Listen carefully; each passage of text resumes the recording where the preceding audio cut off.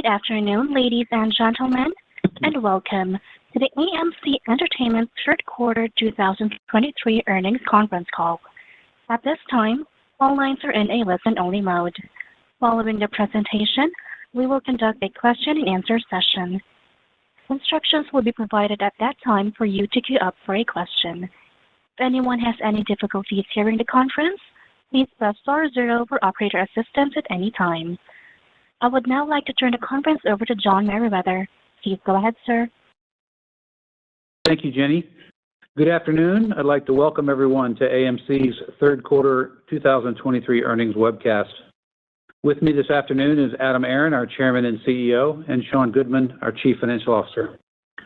Before I turn the webcast over to Adam, let me remind everyone that some of the comments made by management during this webcast may contain forward-looking statements that are based on management's current expectations. Numerous risks, uncertainties, and other factors may cause actual results to differ materially from those that might be expressed today. Many of these risks and uncertainties are discussed in our most recent public filings, including our most recently filed 10-K and 10-Q. Several of the factors that will determine the company's future results are beyond the ability of the company to control or predict. In light of the uncertainties inherent in any forward-looking statements, listeners are cautioned against relying on these statements. The company undertakes no obligation to revise or update any forward-looking statements, whether as a result of new information or future events. On this webcast, we may reference non-GAAP financial measures such as adjusted EBITDA, constant currency, free cash flow, operating cash burn, operating cash generated, among others. For a full reconciliation of our non-GAAP measures to GAAP results, please see our earnings release posted in the Investor Relations section of our website earlier this afternoon. After our prepared remarks, there will be a question-and-answer session. This afternoon's webcast is being recorded, and a replay will be available in the Investor Relations section of our website at amctheaters.com later today. With that, I'll turn the call over to Adam. Thank you, John. Good afternoon, everyone, and thank you for joining us today. It's almost impossible to contain our pride as the record-setting strength of AMC's third quarter 2023 financial results. Fresh on the heels of our recent record Q2 results, we set the bar even higher in Q3. For both revenue and adjusted EBITDA, these were the single best third quarter results in AMC's entire 103-year history. By definition, revenue and adjusted EBITDA beat last year's third quarter. They beat the third quarter of 2019, which was the last Q3 unaffected by the COVID-19 pandemic. And for that matter, they beat every third quarter results that AMC has ever reported. Once again, AMC exceeded consensus estimates and market expectations across the board, and we did so handily. AMC was literally in a different ballpark of accomplishment than many third-party observers anticipated. Sean will discuss these exceptional third quarter results in more detail during his prepared remarks. But suffice it to say, AMC is posting revenues exceeding $1.4 billion, adjusted EBITDA of $194 million, and positive net income of $12 million is a feat that has us all smiling in Leawood, Kansas. The entire quarter was rejuvenating for AMC, and July especially was meaningful, as it was the second highest grossing month in AMC's entire century-long history. Global attendance at AMC theaters tallied more than 73.5 million guests in the third quarter of 2023, up 38.4% over the third quarter of the prior year. It set a high watermark for quarterly attendance in the post-pandemic era. AMC's attendance in Q3 2023 was the highest since the fourth quarter of 2019. Moviegoers returned to AMC theaters in ever-increasing numbers in the third quarter of 2023 in response to both our studio partners' efforts to increase the quantity and quality of new releases combined with AMC's continuing commitment to enhancing the guest experience enjoyed at our theaters. This continuance of AMC's being on a glide path to recovery is notable for three key aspects. First, the industry-wide box office is finally showing some strength. Second, we ended the quarter with $730 million of cash, and we remain committed to ensuring that our cash reserves remain robust. And third, AMC's contribution per patron was up 30% from pre-pandemic norms. I want to repeat that number for emphasis so that you all hear it and understand its significance. AMC's contribution per patron was up 30% from that of 4 years ago. As a result, AMC has demonstrated, at least for this quarter, that we can report a healthy amount of adjusted EBITDA or be free cash flow positive without a complete return of the box office to pre-pandemic levels, although pre-pandemic levels of box office would certainly be preferable. As for that box office, this was an inspiring quarter that saw the North American, the so-called domestic box office, surge to $2.7 billion, exceeding Q3 2022 by 38% and achieving 95% of the pre-pandemic Q3 2019's box office. This is the closest our industry has come to quarterly box office levels that were considered normal in pre-pandemic times. As for our cash, the reason that AMC Odeon has been surviving this ravaging pandemic, happily staying away from the bankruptcy courts, and why big chains like Cineworld Regal or small chains like Alamo Drafthouse or ArcLight did not, is because at AMC, we have been maniacal in building up our cash reserves. For those trying to understand how AMC successfully has been defying gravity these past 3.5 years, having ample cash on hand is the secret sauce. It is having sufficient cash reserves that has enabled AMC's resilience heretofore, and therefore, we will continue to seek equity capital when it appears smart to do so. As for our vastly improved contribution per patron, this is the real enduring lesson of AMC's third quarter results.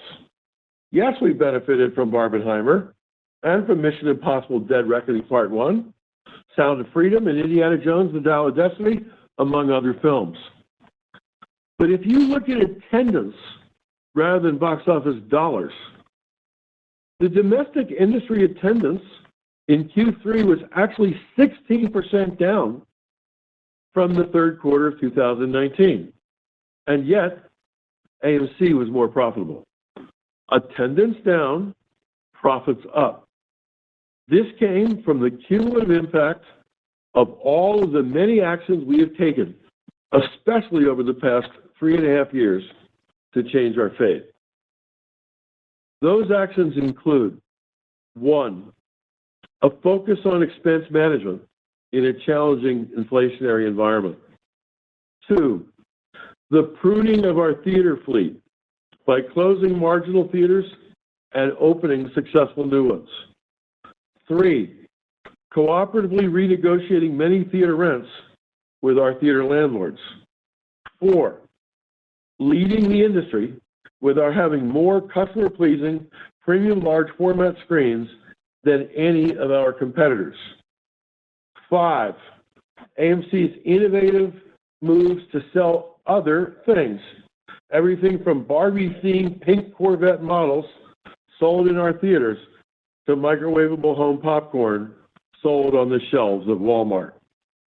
6, all of the many innovative marketing and pricing AMC initiatives which have caused us to achieve dramatic increases in revenues per patron, especially in our high-margin food and beverage activities, as well as number 7, capitalizing on the many scale advantages and opportunities that accrue to AMC by being the largest movie theater company in the U.S., in Europe, and globally.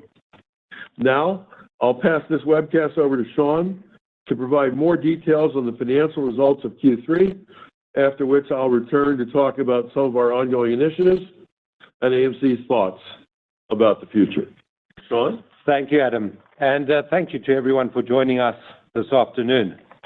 As Adam just said, in the third quarter, we achieved 2 notable financial milestones.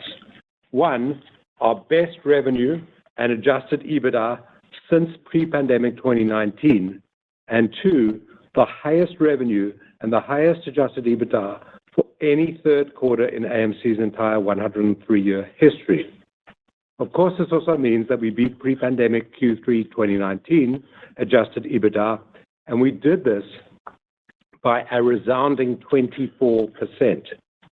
And this is a remarkable achievement because our attendance was nearly 16% lower than in Q3 of 2019, yet despite having 13.5 million fewer guests, we grew revenue by 6.8%, or $89 million, and we grew adjusted EBITDA by 24%, or $37 million.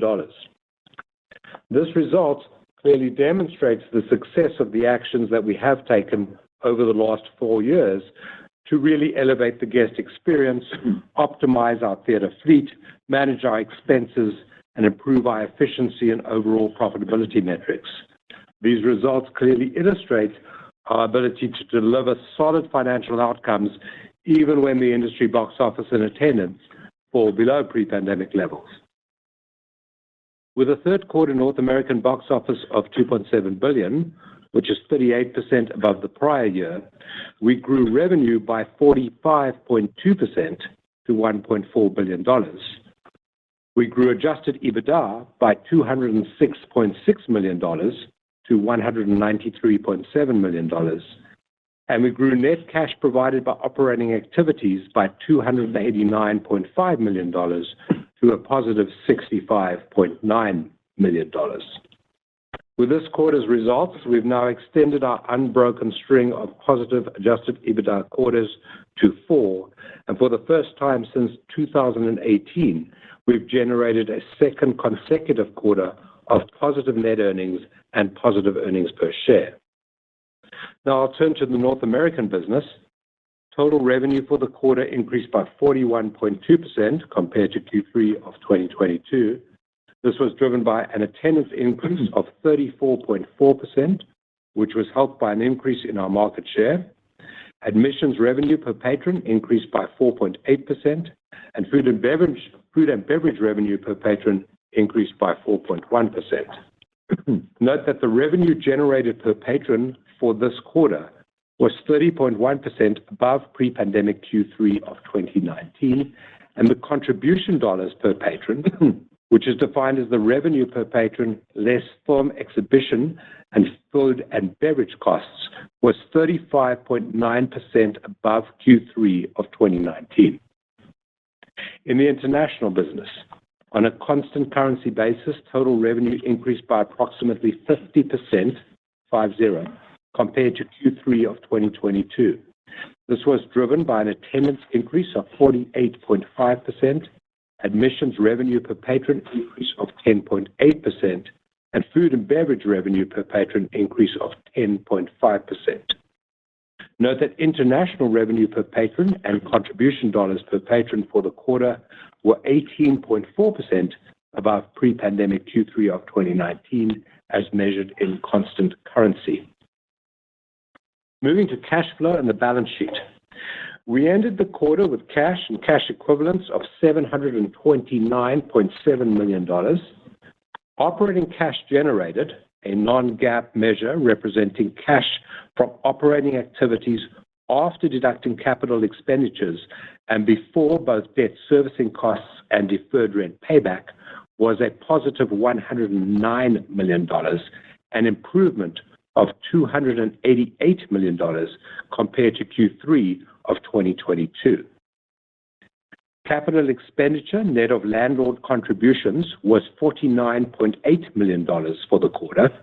This brings our year-to-date net CapEx to $137.5 million. Based on our expected CapEx spend in Q4, we now anticipate net CapEx for 2023 to be in the range of $175 to $225 million. During the third quarter, we continued to actively manage our theater portfolio. We added one new theater and we closed 3. This brings the total number of locations that we have closed since the pandemic began to 156, and the total new locations opened to 57, for a net reduction of 99 locations. This portfolio rationalization, together with ongoing landlord negotiation, has unequivocally resulted in a more profitable theater portfolio. Just as an illustration of our effective rent expense management, it's worth noting that Q3 2023 rent was 5.6% below the same period in 2019 in constant currency. This despite the significant CPI increases over the last 4 years. Going forward, while we continue to invest in our business and the guest experience, our top 2 capital allocation priorities must remain: 1, to ensure that we have sufficient liquidity to manage through our recovery period, and 2, strengthen our balance sheet. Now, we've made considerable progress in these 2 areas. During the third quarter, we successfully raised $325.5 million of gross equity capital. We repurchased $24 million of debt at an average discount of 28%, and we also repaid $22.3 million of deferred rent. The deferred rent balance at the end of Q3 was $74.2 million, and we plan to reduce this balance by another $20 million by the end of this year. So year-to-date, 2023 year-to-date, we have now raised $550 million of gross equity capital. We've lowered the principal value of our debt by $289 million through debt repurchases or exchanges of debt for equity, and we've repaid $83 million of deferred rent. All told, we have reduced our debt and deferred rent liabilities by $372 million thus far in 2023, and a total of $764 million since the beginning of 2022. In summary, our results for this quarter clearly show the positive impact of the significant enhancements that we have made and will continue to make to grow and to strengthen the business. As we navigate through this recovery phase, which may be extended by the Hollywood strikes, our primary financial priority will be to ensure ample liquidity while concurrently continuing to make progress reducing debt and fortifying our balance sheet. Of course, we will also continue to pursue growth initiatives opportunistically as they make sense. We believe that this approach overall will best position us to thrive in the future. And now I'll hand the webcast back over to Adam. Thank you, Sean. The successes of 2023, and the third quarter in particular, have clearly illustrated the allure and power of theatrical exhibition. Movies in theaters on the giant screen. Before we move to questions from our investors and from equity analysts, I'd like to quickly update you on 6 specific topics. First, merchandise. You may recall that we started getting serious about merchandise sales in our theaters and on our website as a result of specific shareholder suggestions that came in from our retail investors. We embraced the idea thoroughly, and quietly, it has become a pleasant success story. It was literally a non-existent business for AMC in 2021. In 2022, we grossed about $10 million in merchandise sales. But by year-end 2023, it will be more than a $50 million revenue source for us this year. Way to go, shareholders. Keep those good ideas coming in.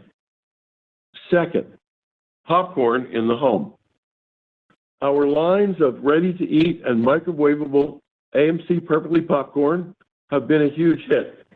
Our 6-month exclusive deal with Walmart stores and Walmart.com proved to us, proved to Walmart, and proved to other retailers that consumers find AMC's product offering in this area to be compelling. So, in addition to continuing with Walmart, I am pleased to announce today that over the next 2 months, we will be rolling out AMC Perfectly Popcorn to Kroger stores, including their approximately 12 brands of supermarkets around the country. And before Christmas, we expect to be placing it on the shelves of all of Publix supermarkets as well. And if all goes according to plan, by Black Friday of this month, the day after Thanksgiving, AMC Perfectly Popcorn will be available nationwide on Amazon.com as well. Third, given our success in branding our popcorn, in November and December, this month and next, we also will be introducing a new line of AMC conceived and branded gourmet chocolate candies called AMC Cinema Sweets. Our first SKUs will be chocolate-covered pretzels, chocolate-covered almonds, chocolate-covered peanuts, and chocolate-covered raisins. Essentially, our learning at this company in this area is that just about anything tastes a whole lot better if it's drenched in chocolate. AMC's strategy here will be to offer a top-of-the-line quality treat with some of the finest chocolate made and lots of it. Even though ours will be a gourmet line, we will sell at the same price as mass market brands. That's something that AMC can do given the huge demand for candy products that exists within a movie theater environment, without a requirement for us to run up massive distribution or marketing costs. At least initially, AMC Cinema Sweets will only be sold in AMC theaters. And of course, in addition to carrying our own line of AMC Cinema Sweets, we'll continue to stock on the shelves at our theaters the many name brand candy products that are there today. Fourth, I'd like to address the situation that our industry has encountered for almost 6 months now due to the writers and actors strikes. It's gone on for almost half a year. The short-term impacts of the writers and actors strikes will cause additional and needless challenges for AMC in 2024. Projects will get delayed from 2024 into future periods.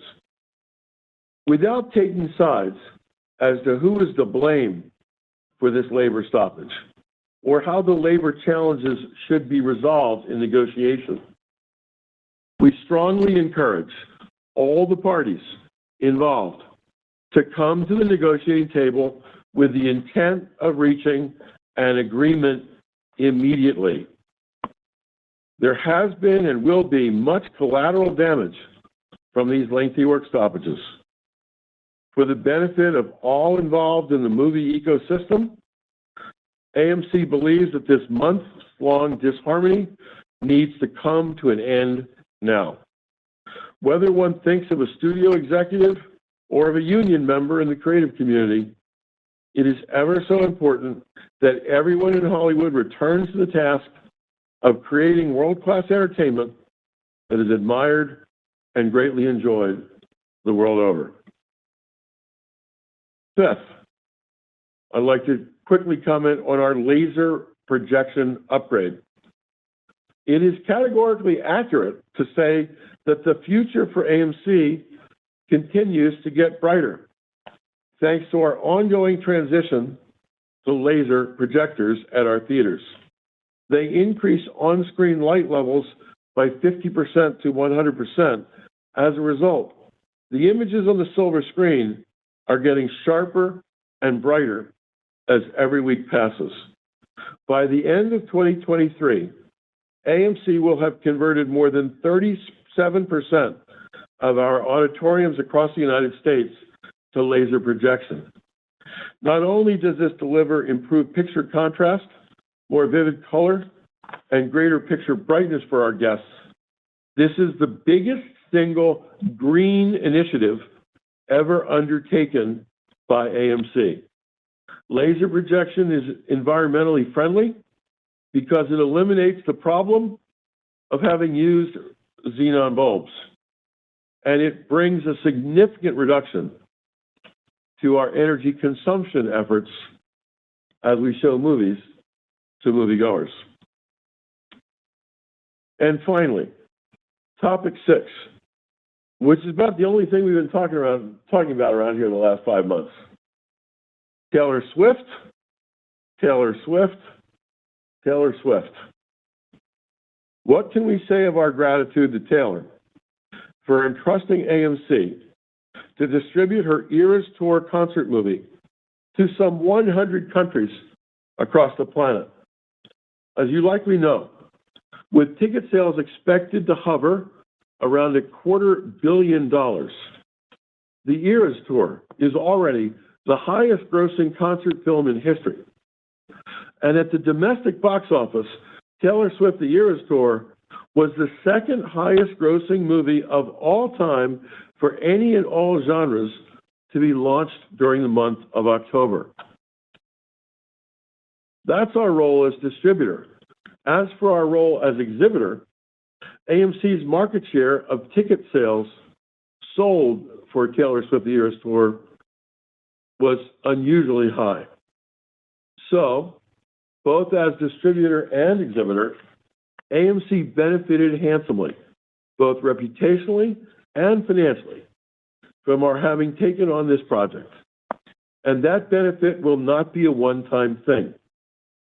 As we announced just a few weeks ago, AMC Theaters Distribution is following its success with Taylor Swift: The Eras Tour with a concert film release of Beyoncé's Renaissance World Tour. Renaissance, a film by Beyoncé, will be released globally on December 1. We are so privileged to be working with artists like Taylor Swift and Beyoncé as they bring their creative vision to their fans, and we do so too in the United States and around the world. For what it is worth, in working with two of the most admired pop stars on the planet, we already have touched lightning. All of us at AMC are now passionate Swifties and are proudly in the Beehive. We are optimistic, though, that this will lead to much more ahead. This is not just a one-time thing in 2023. We believe that we will have several more concert film products in 2024 and 2025. We intend to be working with some of the most known and most loved musical artists the world has ever known. For those of you who don't think that this will prove to be transformational for AMC, watch this space. If, as, and when more artists come on board, there is significant incremental profitability ahead for AMC from our going down this sizable, fan-filled road. If one were to think back to March of 2020, if I had to summarize our view as we sit here today, go back to a time when all theaters were shut, and think about what has transpired since. You'll note that the recovery of the movie industry and of the movie theater industry has not been a straight line. Indeed, to the contrary, it's been a wild ride with tosses and turns that no one would have predicted. Through it all, though, AMC has clearly emerged as the leader of the pack. And we've done so backed by an army of enthusiastic shareholders. Looking ahead, there likely will be challenges for us to conquer still. A prolonged actors' strike and rising interest rates are not helpful. We still have significant debt to pay down or to refinance, although that's mitigated somewhat because most but not all of our current maturities do not start before 2026. But looking again at sort of the glass half empty, many of our shareholders are incensed, truly incensed, by stock market practices that they do not trust. If that's not enough, there's war in Europe and there's war in the Middle East. The list of problems we dealt with goes on and on and on. But if there ever was a time to look past the immediately foreseeable challenges of the day, for AMC, it might be right now, right after reporting AMC's third quarter 2023 earnings. It was, after all, the single best third quarter for AMC in some 103 years. These were stellar results. To our shareholders listening in to this webcast, we hope you share our pride in the progress that's being made by AMC. This, after all, is your company, and we benefit in so many ways from your enthusiasm and from your passion for AMC. With that, Sean, let's now move to questions from our shareholders and industry analysts. And as a change of pace, let's start with questions from industry analysts in a lead-off position, and then we'll take questions from our shareholders, batting cleanup, so to speak, as we close out today's call. Jenny, can you provide instructions? Thank you. Ladies and gentlemen, we will now begin the question and answer session. If you have a question, please press the star followed by the 1 on your touchtone phone. You will hear a 3-tone prompt acknowledging your request. Questions will be taken in the order received. Should you wish to cancel your request, please press the star followed by the 2. If you are using a speakerphone, please lift the handset before pressing any keys. Your first question is from Alicia Reese from Wedbush. Please ask your question. Hey, Adam and Sean, how are you guys doing? Nice quarter. Congrats on that. Thank you. To answer your question, we're doing well because It was a nice quarter, as you just said. Yeah, it was. Thanks. It was indeed. So I have a couple questions. First of all, I'm wondering if you could talk a little bit more quantitatively in terms of Taylor Swift, in terms of the distribution versus just exhibiting this film, and same for Beyonce. If you could talk about that quantitatively, what's the benefit of distributing that in terms of market share or in terms of film rent, and if not that, then talk a little bit more qualitatively about that if you can. Sure. Let's talk quantitatively first. We know it to the penny. I mean, literally to the penny, and it's sizable. But those are stats that we're going to unveil on the fourth quarter call, not on the third quarter call. For what it's worth, we did very well.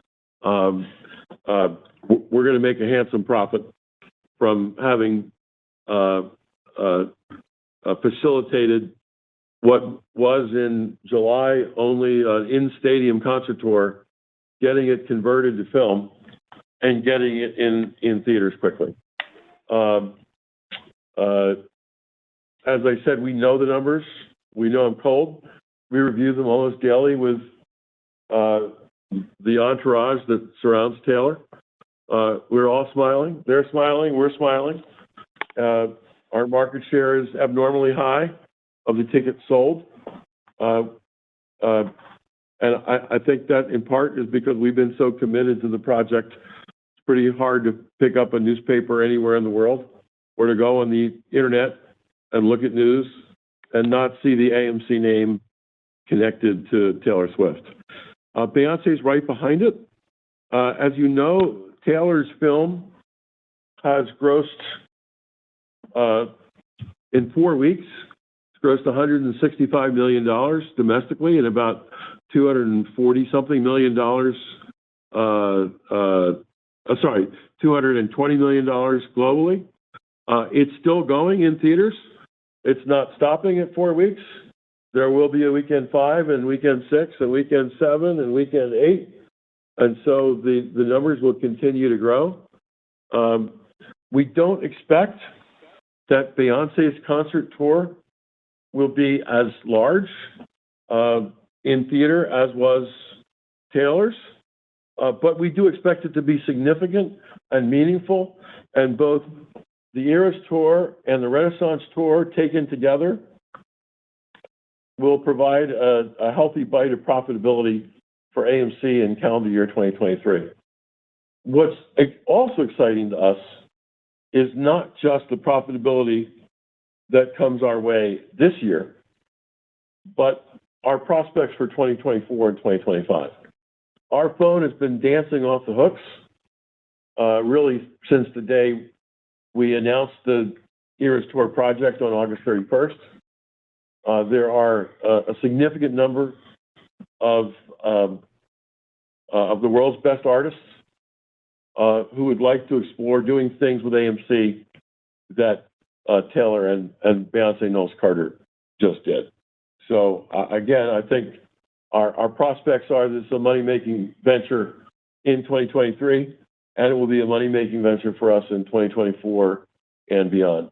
I also would like to say that as much credit as AMC has received from taking the lead on this project, and I might add that, you know, with the writers and actors strikes, there were some movies that were going to move out of the fourth quarter. So there were some holes in the calendar in the fourth quarter. It was a pleasant thing for movie theater operators the world over to have an unanticipated gift of a Taylor Swift concert film and a Beyonce Knowles Carter concert film added to the calendar for the fourth quarter, just literally, you know, a month or two in advance of the quarter commencing. We could not have done this alone. And I would specifically like to give credit to so many of our competitors who also chose to play the Taylor Swift movie and the Beyonce movie. We could not have done this without the cooperation of Cinemark and Regal, or of Cinépolis and Cinemex in Mexico, or Cineplex in Canada.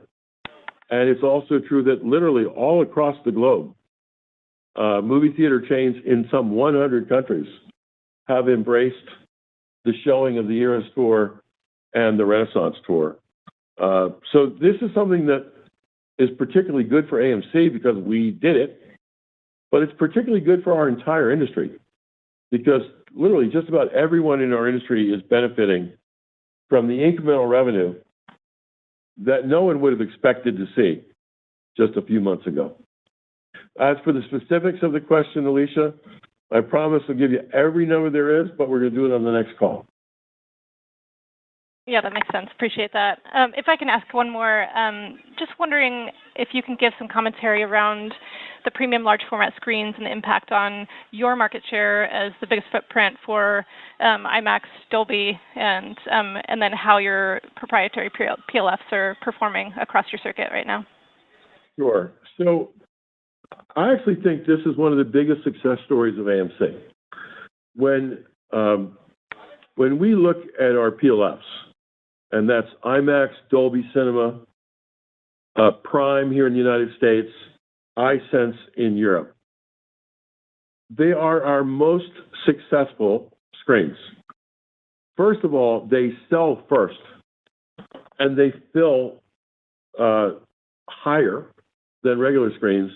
If you take a look at the box office dollars for us of a premium large format screen, it essentially becomes the equivalent of 4 regular screens.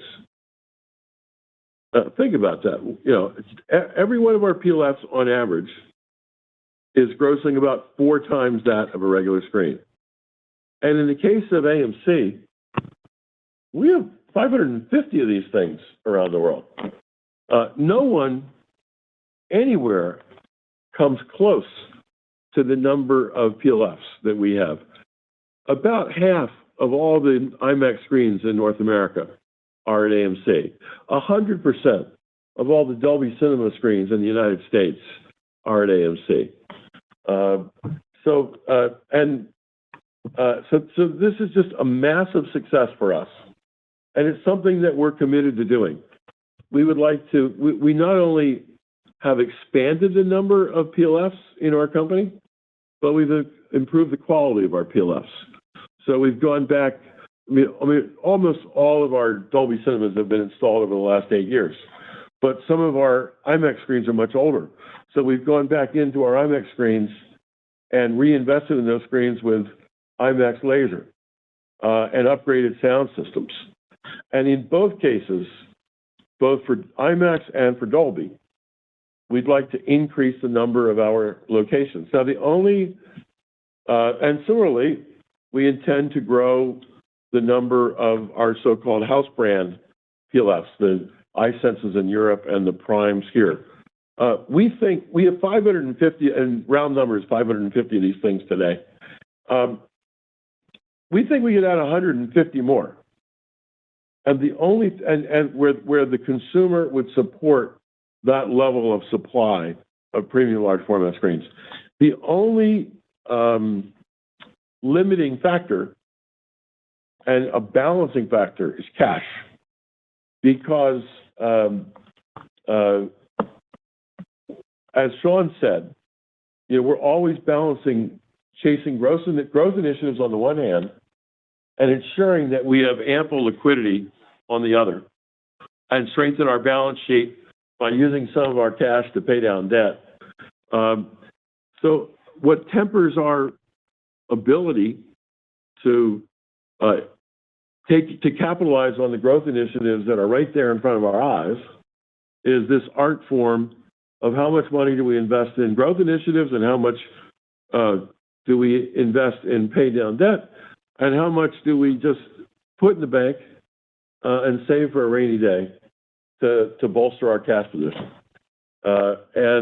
But there is no doubt there's enormous opportunity ahead, and we really do believe that more than any other chain in the world, AMC is home of the PLFs, or the so-called premium large format screens, and that's an advantage that we intend to sustain and improve upon in the years going forward.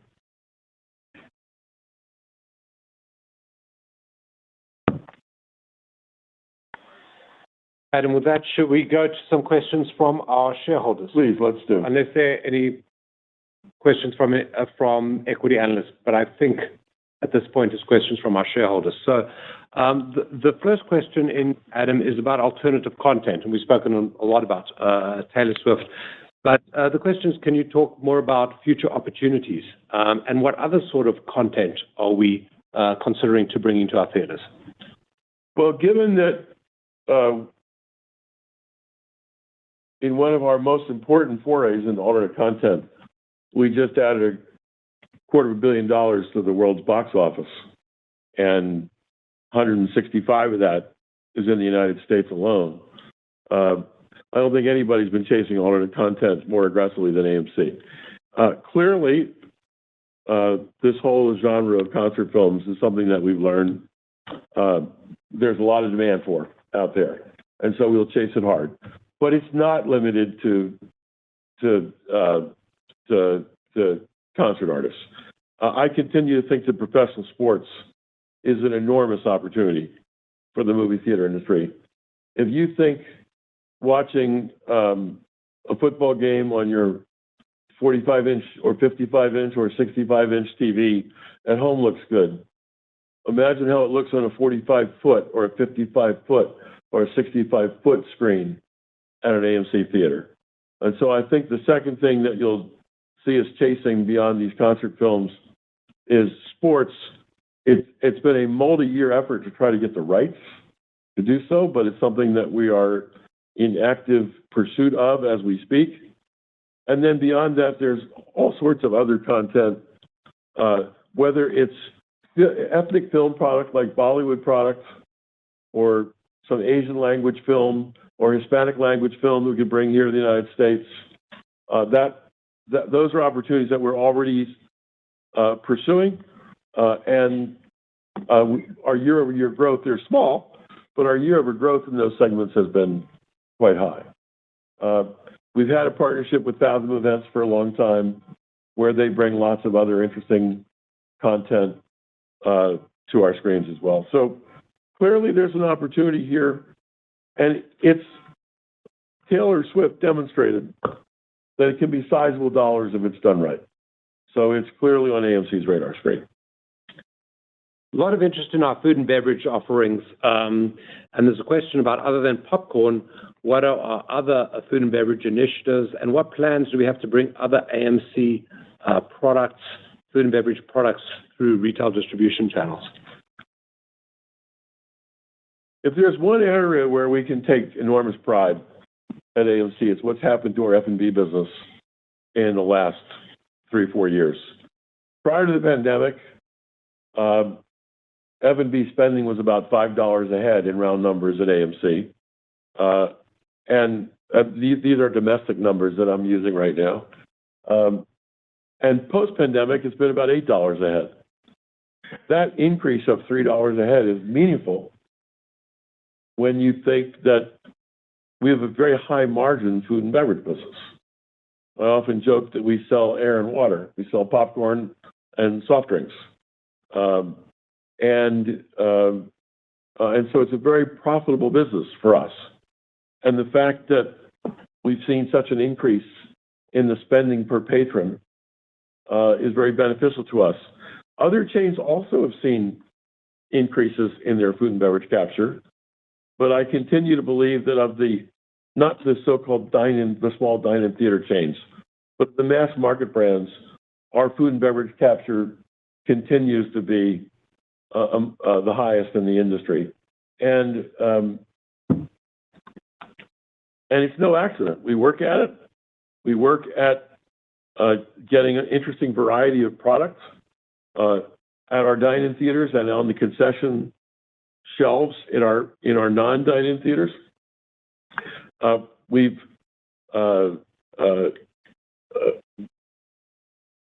there continues to be opportunity. So the thing we're doing right now, of course, on this call, I announced that we're launching AMC Cinema Suites this month and next. About a quarter of an inch of pretzel and about 4 inches of chocolate on top of the pretzel. It's a lot of chocolate. It's really good chocolate, too. And we're optimistic. So we're going to start with that in our theaters first. But just like we proved that we could take AMC Perfectly Popcorn to the home, if we see that there are big sales of AMC Cinema Suites in our theaters, we might take that out to the outside world the same way we took Perfectly Popcorn to Walmart, Kroger's, Publix, and Amazon.com. So it's been a great success story for us, and we continue to look for ways to grow it further. As one last thought on the growing it further part, I think what's so fascinating to me is how successful we've been with merchandise, movie-themed, that's being sold at our concession stands just about every week of the year now. We're selling anywhere from 100,000 of these things a weekend to 1 million of these things a weekend. And we're selling them at a handsome profit. And whether it's a tin popcorn cup, a tub for Taylor Swift's movie, or a pink Corvette for a Barbie movie, or any other array of creative things that we've introduced over the course of the year, title by title by title by title. We're driving a lot of business now with these things, and we're going to keep that going in 2024 as well. So let's talk a little bit more about the operating improvements that we have done since the beginning of 2020, which are clearly evident in our results for this quarter. And the questions about those operating improvements that we've made that will really allow AMC to thrive in the future. So we had no choice. We had to get more efficient because during the ravages of the pandemic, we had no revenues. And so we've gotten this company to be much leaner than it ever was before. The headcount in our corporate headquarters is way down. The managerial headcount in our theaters is way down. In the case of our European theaters, we've automated so many of them with automated box offices and automated food and beverage operations. We're starting to bring the automated food and beverage kiosks back into the United States as well.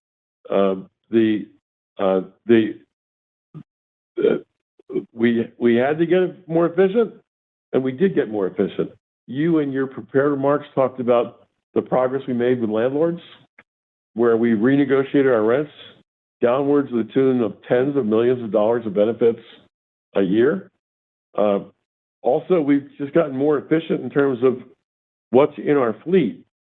As you said, we've closed about 150 marginal theaters that were either marginally profitable or not, or money losers, and replaced them with 50 theaters that are enormous successes. The 50 theaters that we opened are grossing far more than the 150 theaters that we closed. And yet our operating expenses, by definition, are a third of what they were to operate triple the theater count. So just in area after area after area, this company has gotten leaner and more efficient. And that's something that drove these third quarter results, which are so good. If you look at the numbers hard, you'll still see attendance was off 16% compared to 2019. And if attendance is off 16%, that's 16% fewer bodies that you can sell food and beverage to. And yet with attendance down 16%, we still were far more profitable in 2023 than we were in 2019. That's the direct result of becoming more efficient. And that efficiency that we realized is a permanent efficiency. So that's going to be something that's going to continue in our numbers going forward. Yeah, and there's a final question, which I think relates very much to what we just discussed about the operations, but just about our use of technology to really enhance the customer experience. And you mentioned some of that about the kiosks. And I guess there's other things that we're doing on using technology as well, right? So, we joke that we can't go to the bathroom in this company without programming it in the computer first. You would think this is a pretty simple business. You have a building, you turn on the lights, you have a projector, you shine a picture on a wall, maybe you hand people a cup of Coca-Cola or popcorn on the way in the door. And yet it's surprisingly intricate and complicated.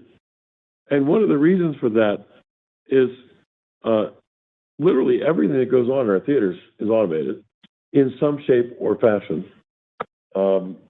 And we've used technology to our advantage.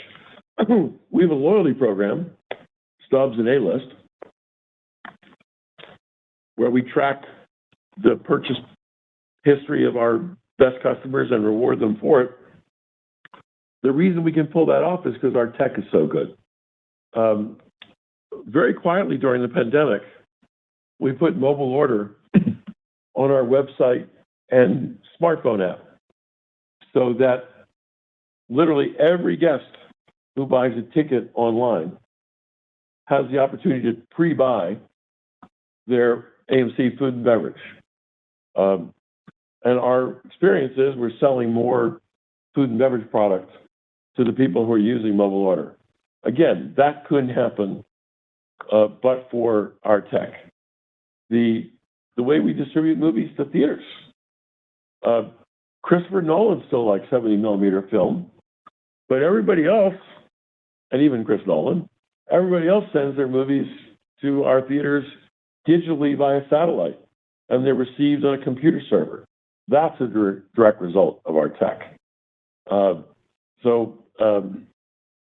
do believe that from a technological standpoint, we're pretty sophisticated as an operator today, and we're committed to continuing to invest in technology, both to benefit the guest, to make the experience better, to make ourselves more efficient, which means we can squeeze out more profitability on the same revenues, and is also to stay ahead of the curve in an era where all things seem to be affected by tech.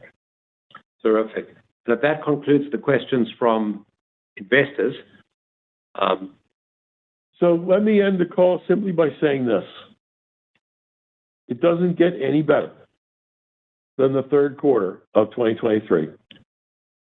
We beat market expectations by about 50%. It was a profitable quarter when people were expecting a loss. Revenues were booming, but it wasn't just the revenue growth that caused our success. It was also our management of expenses, the combination of which led to a very successful quarter. We do have, it would be helpful if Hollywood could end the actor strike. It would be helpful if we don't see movies move from 24 to 25. But as I sit here today, I think we're enormously optimistic and confident in the future of the movie business. AMC is the leader of it. We do what we do well. And the third quarter of 2023 reminds us that when all things are aligned, this can be a very profitable industry. With that, thank you one and all for listening. If you haven't seen Taylor Swift's movie yet, go see it. If you haven't bought a ticket yet for Beyoncé's movie, go buy one. And we'll happily see you as Christmas movies come out at our theaters in just a few weeks' time. There are a lot of big movies coming. Movie theaters are going to be bustling in December of 2023 and beyond. Happy holidays to one and all, and we'll talk to you next quarter. Thank you.